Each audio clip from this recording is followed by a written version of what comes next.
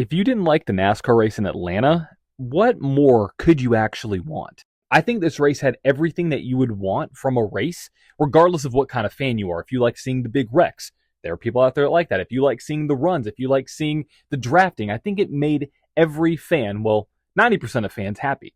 And I'm with the vast majority here. I thought this race was a phenomenal race. Here's why. I hate seeing big wrecks because I don't want people to get hurt, but that wreck actually put a lot of players that typically don't have a chance to win on any kind of track into the mix. Second was the offensive and the defensive maneuvers with every car, every single team.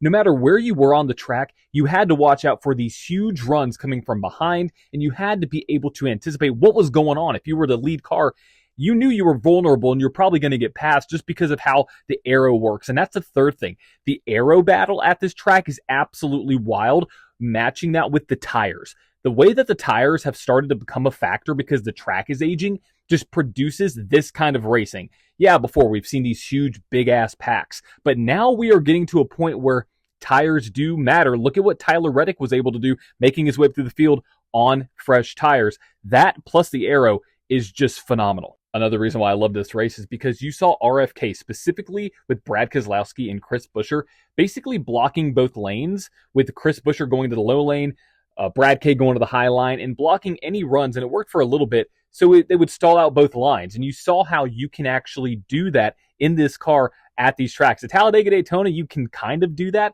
but it's a lot more close-knit racing. There's a lot more pushes going on. Another thing that I thought this race actually did, which I think I would agree with Dale Jr. on this point, is that it looks like it's a mix of the old Atlanta and the new Atlanta with how the track is starting to age and how tires are starting to play into a factor. I think we may get to a point where, yeah, it's going to look like this for a little bit, but the tires are going to start to matter more and more and more.